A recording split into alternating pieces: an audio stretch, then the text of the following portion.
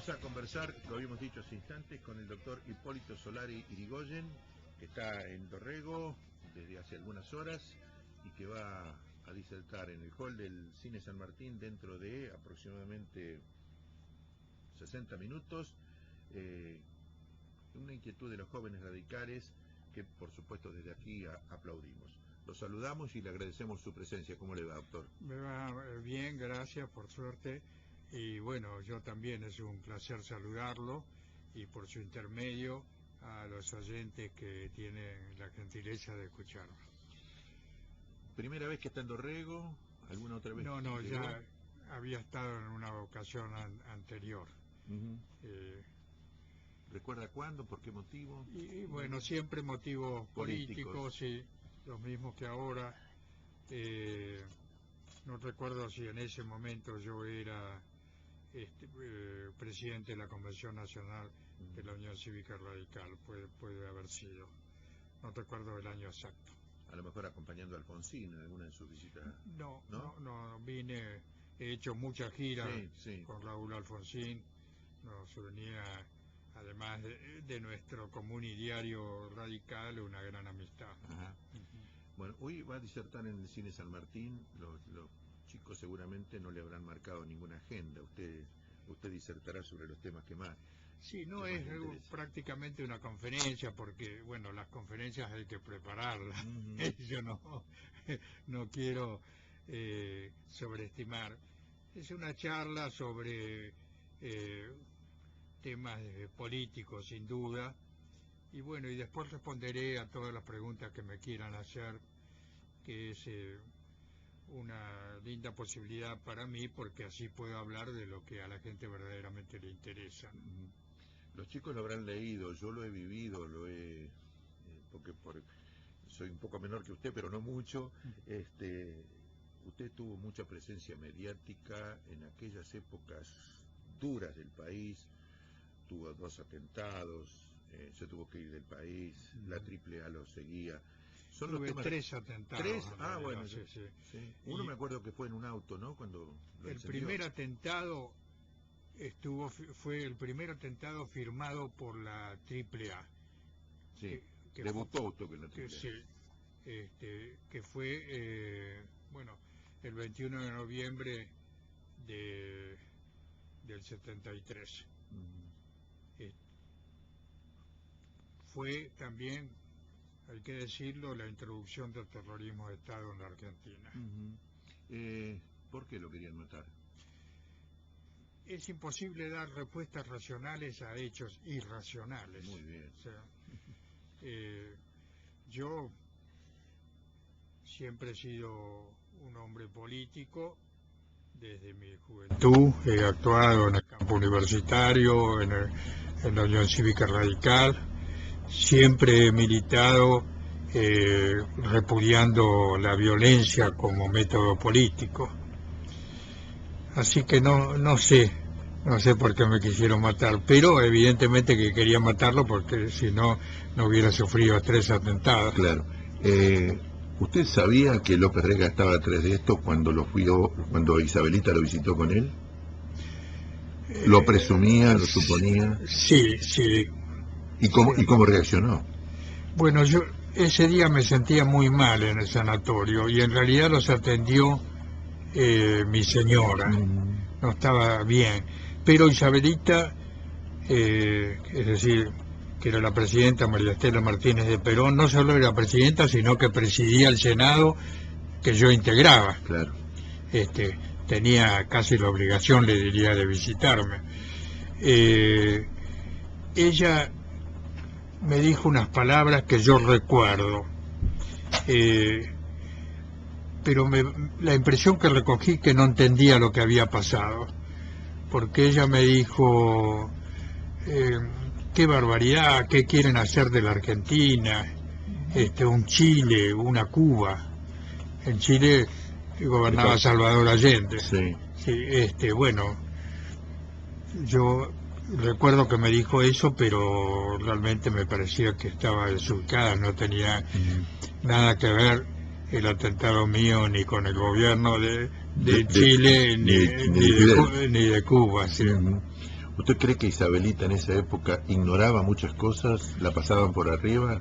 Mire, lo que yo recuerdo muy bien es la campaña presidencial de María Estela Martínez de Perón.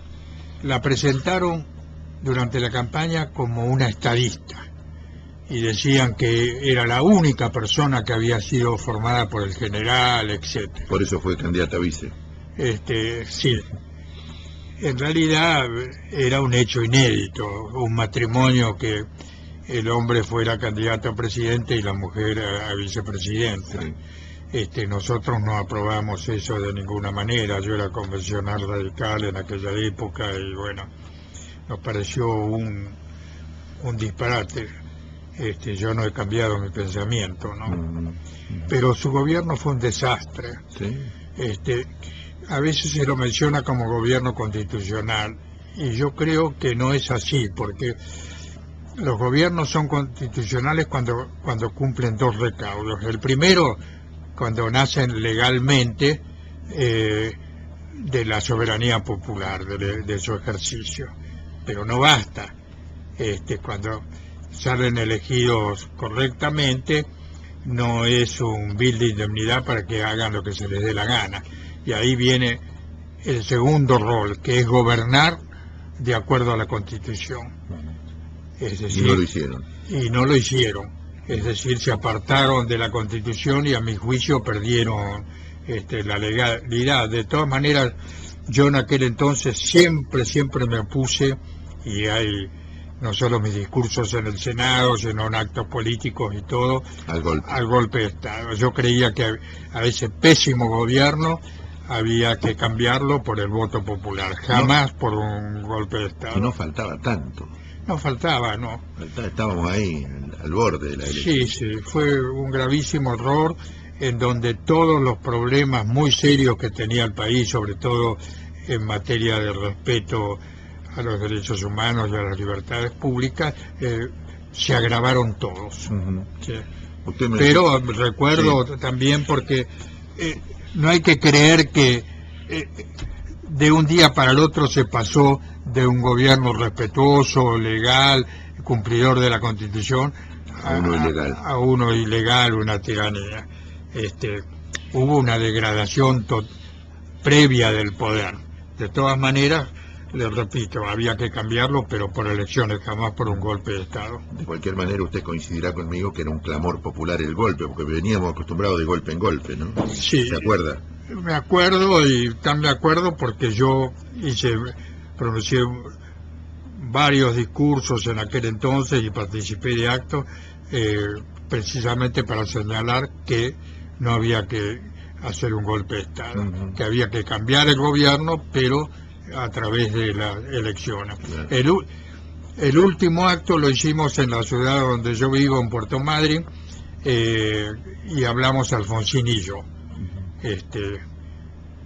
Raúl fue a Puerto Madryn, se alojó en mi casa, y fue para anunciar que venía el golpe, porque era un golpe anunciado. Sí. Yo me acuerdo que a la tarde en Radio Rivadavia decían, estamos a pocas horas, es como si anunciaba un partido de fútbol. Sí, ni más ni menos. A tal hora empieza. No, y era así. Los militares inclusive pronunciaban discursos golpistas. Sí, fue un salto al vacío. El gobierno ese, que era un desastre y que había cometido muchos crímenes, las cárceles estaban llenas de presos políticos, yo las visitaba, y además la presidenta había cometido hechos aberrantes como el operativo Independencia de Tucumán, claro, donde se mataron a más de 500 personas. La cifra no la doy yo, la cifra saltó cuando se hizo el juicio oral y público. Yo inclusive no pensé que eran tantas. Y la presidenta Martínez de Perón nombró jefe del operativo a un criminal que fue el general Abdel Vilas. Yo le pedí Edgardo Vilas, que después vino a Bahía Blanca. Sí. Bueno, le cuento algo con relación a cuando vino a Bahía Blanca. Yo un día estaba en Buenos Aires leyendo La Razón. En aquel entonces había un panorama distinto. La gente leía mucho los diarios de la tarde. Ahora eso no existe. No hay diario de la tarde. Sí. Y La Razón tiraba era el diario de mayor tiraje, más que Clarín en esa época. Y leí en La Razón unas declaraciones de Vila donde decía que estaba matando gente en enfrentamientos. No tuvo ningún enfrentamiento, fueron todos hechos policiales contra gente indefensa, y así murieron muchos inocentes. Entonces yo dije, ¿cómo puede ser que yo sea senador y vicepresidente del bloque radical y además era miembro del Comité Nacional y me entere por La Razón que están matando a lo loco? Entonces presenté un pedido de informe. Y después me enteré con los años que Vila se volvió loco. Y por eso, cuando a él lo nombran en Bahía Blanca, sí, ¿qué es lo que hace? Era segundo jefe. El general Pitarti era el primer jefe. Lo primero que hace, va a Puerto Madryn y me secuestra a mí. Fue un acto de venganza. Por aquello que usted... Claro, y pasé a ser un desaparecido. Y hubiera sido, de acuerdo a las intenciones de él, un desaparecido para siempre. Pero, bueno, yo tenía muchos amigos internacionales y hubo un gran revuelo y después me tuvieron que hacer reaparecer. Claro. Pero me tuvieron preso durante 9 meses. Torturado también. Sí, también. Cuando fui desaparecido pasé la de Caín. Acá en la escuelita. En la escuelita en Bahía Blanca. Sí, he leído que... Sí, porque hay varias escuelitas, pero esta de acá ya no existe. Bueno, no le voy a decir a ustedes, pero hay una placa que lo recuerda. Ajá. Sí. ¿Y cómo se sostiene una persona ya desde lo individual ante la tortura, es decir, porque la muerte la debe de ver cerquita, ¿no? Bueno, sí, tuve muchos momentos que pensaba que me iban a matar. Sí. Hoy les contaba a los amigos, por ejemplo, que cuando me trajeron en avión, yo iba encadenado en el avión y sobrevolábamos y discutían los oficiales, lo tiramos acá, no, acá no, un poco más adelante. No, se imagina, me causaba mucho sufrimiento porque estaba creyendo. Pero también en Buenos Aires muchas veces cuando me frenaba un coche al lado, pensaba, nunca acepté custodia, pensaba que me podían matar. No, nunca cambié mi vida yo. Era joven, a todos lados prácticamente caminando. ¿Armado tampoco? No. En el Senado distribuyeron armas a todos los senadores cuando yo estaba haciendo un viaje por Europa.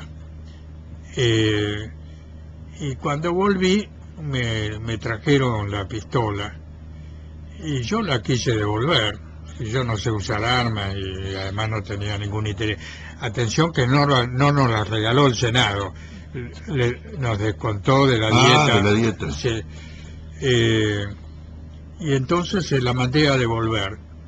Y vino a verme el comisario del Senado. Comisario no es que fueran policías, sino se llama el jefe de seguridad, sí, que era un hombre mayor y me tenía afecto porque ya había sido, cuando un tío mío, Martín Irigoyen, había sido diputado, y me pidió por favor que no la devolviera porque le creaba un problema enorme a él, etc. Ajá.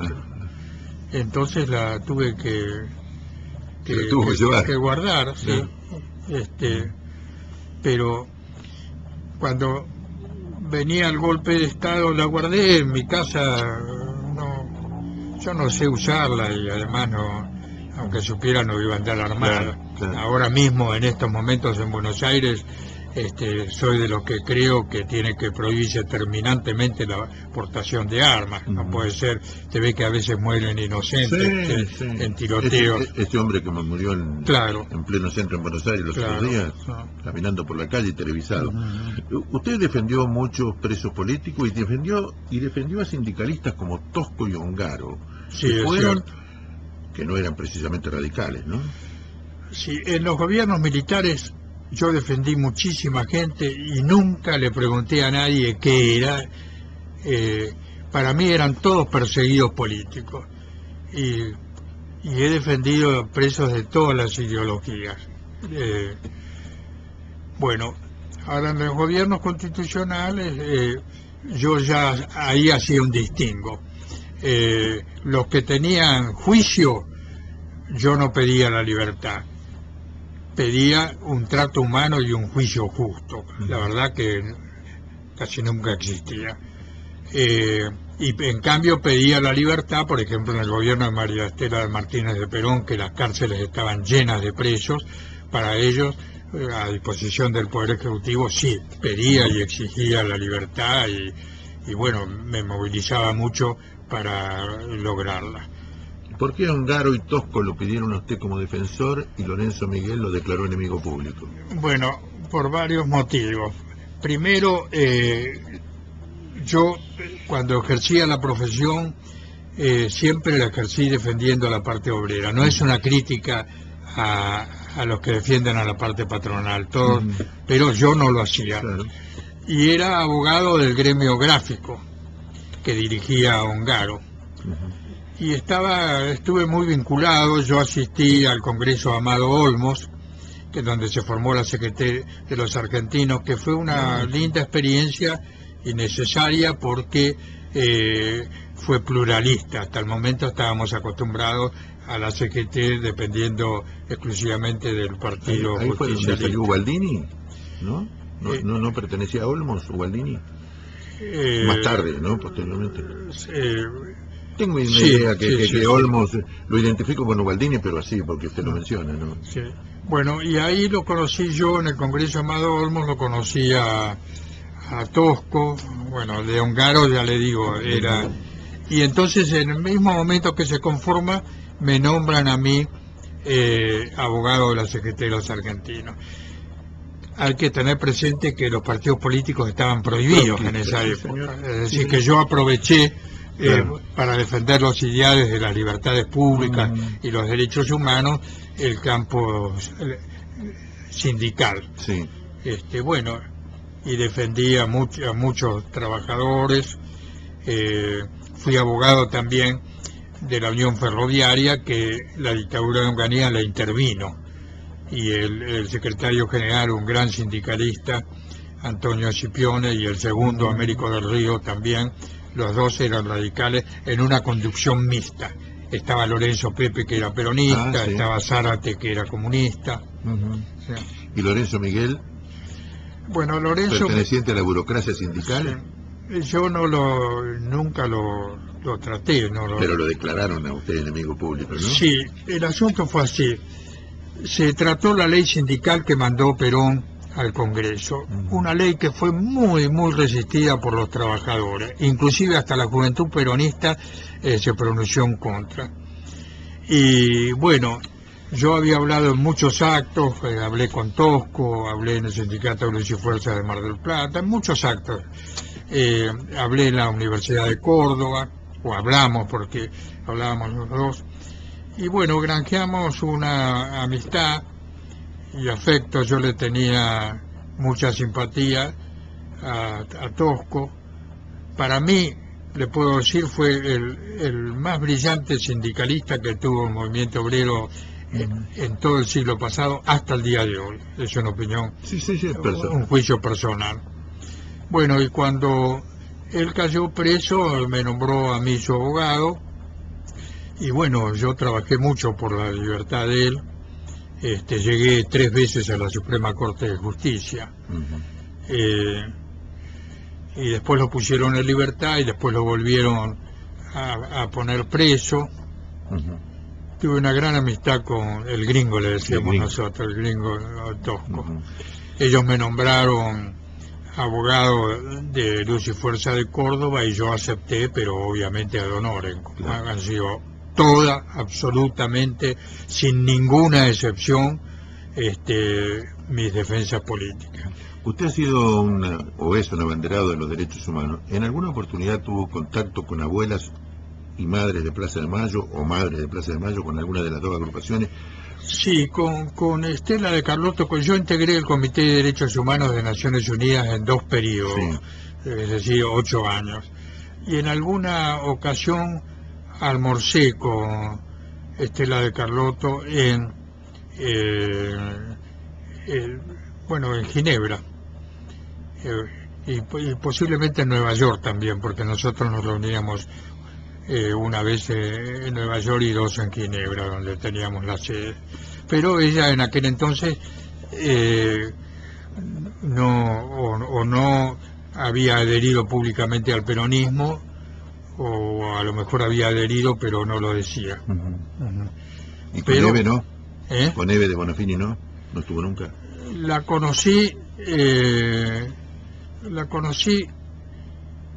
en Europa, pero no tenía manera de comprenderla, porque de la Rúa había asumido la presidencia en el mes de diciembre, el 10 de diciembre, y yo hablé con Eve de Bonafini en enero, y me habló peste de la Rúa y decía que este gobierno no podía continuar, etcétera. Y bueno, me pareció que era una crítica a destiempo. Claro, a un mes de haber asumido. Sí, fue la única vez que hablé con ella. ¿Cómo ve el país después de estas últimas elecciones? Ya estamos por finalizar la nota. Yo soy una persona que siempre miro las cosas con optimismo. Yo no soy un soporte del gobierno, pero deseo que le vaya bien. Pero evidentemente no tengo afinidades totales con el gobierno. ¿No? No. ¿Por qué? Bueno, porque yo tengo ideas que las defino como más progresistas. Ajá. De cualquier manera, usted sigue perteneciendo a la Unión Cívica Radical, que está dentro de Cambiemos. Por supuesto, sí, bueno, pero yo tengo mis propias opiniones, lógico. Y como muchos radicales, no es un gobierno radical. Bueno, por eso digo, yo deseo que le vaya bien por el país, y me alegré que hubiera un cambio en el país. Creo que el pueblo lo estaba reclamando. ¿Es consultado? ¿Es consultado por propios y extraños? Yo no diría consultados. Permanentemente recibo visitas en mi domicilio, tanto en Puerto Madryn y más cuando estoy en Buenos Aires, de personas vinculadas a la actividad política. Intercambiamos opiniones siempre. Y tengo, por supuesto, un trato directo con muchas personas destacadas como dirigentes de mi partido, ¿no? Está muy en la mira la justicia, usted es un hombre de la justicia. ¿Cómo ve esta situación, este cambio, este despertar de algunos jueces que tenían causas dormidas, que ahora las sacan? Y creo que es un hecho positivo. El Poder Judicial tiene que saber ejercer bien su independencia y actuar, actuar activamente, como es su deber, no dejar dormir las causas, etcétera. Así que hace falta un Poder Judicial activo, sobre todo para terminar definitivamente con los hechos de corrupción, que ha habido muchos en el país. Se imagina, como hombre de la Unión Cívica Radical, nosotros tenemos una tradición y una historia muy distinta. Raúl Alfonsín siempre decía, el radicalismo tuvo 4 presidentes, 2 llegaron ricos y salieron pobres, por Hipólito Yrigoyen y Marcelo T. Alvear, y 2 llegamos pobres y salimos pobres. Y en el caso de la Rúa, que uno puede disentir y tener diversas opiniones sobre su gestión, pero yo le aseguro que es un hombre decente también. Y no cambió para nada su modo de vida. Yo he sido compañero de él en el Senado muchos años. Sí, puede dar fe de eso, entonces. Sí, puedo dar fe de eso, y sigue haciendo la medida decente. Sobre la honestidad de Fernando de la Rúa, yo pongo las manos en el fuego. Bueno, que tenga una buena estada en Dorrego. Muchas gracias por haber venido, a los chicos que lo acercaron, y que la disertación hoy se colme las expectativas de la gente, que seguramente va a ser mucha, que lo va a ir a ver y lo va a escuchar. Pero me asusta un poco, porque no quiero que crean que va a ser una conferencia. Más que nada va a ser un intercambio, de una charla responderé a las preguntas que quieran hacerme. Ha pasado sustos más grandes, ¿no? Seguramente. Sí, yo le agradezco mucho sus palabras, la gentileza de haberme invitado. Es un placer saludarlo y por su intermedio saludar a los oyentes que han tenido la gentileza de escucharnos. Gracias, doctor, muy amable. De nada. El doctor Hipólito Solari Irigoyen. Me faltaba un dato que lo voy a leer, que seguramente usted lo va a corroborar. Es sobrino bisnieto de Leandro N. Alem y sobrino nieto de Hipólito Irigoyen. Ni más ni menos, porque... Ni más ni menos se llama mi programa, gracias por mencionarlo. Sí. Bueno, mi bisabuela era Marcelina Alem de Irigoyen, pero Leandro... Esto por vía materna, ¿no? Sí, por vía materna. Leandro se cambió el apellido. Nuestro apellido era Alem con N. Ajá. En cambio, mi bisabuela nunca se lo cambió. Por ejemplo, en la bóveda nuestra en la Recoleta tiene el título de Marcelina Alem con N de Irigoyen. Ajá, sí. No podía ser otra cosa que radical, entonces. Sí. No, soy radical por mis principios sí, y pero por mis convicciones, porque tengo parientes que no son... Pero genes tiene. Tan radicales, sí, es cierto, pero soy radical, no solo soy radical, sino que he sufrido muchas vicisitudes en mi vida y sin embargo siempre he seguido firme en mis ideales, en mis convicciones y por qué no decirlo también en los sueños y utopías de la Unión Cívica Radical. Ahora sí, muchas gracias. De nada, hasta pronto. El doctor Hipólito Solari Irigoyen en la tarde de Ni Más Ni Menos.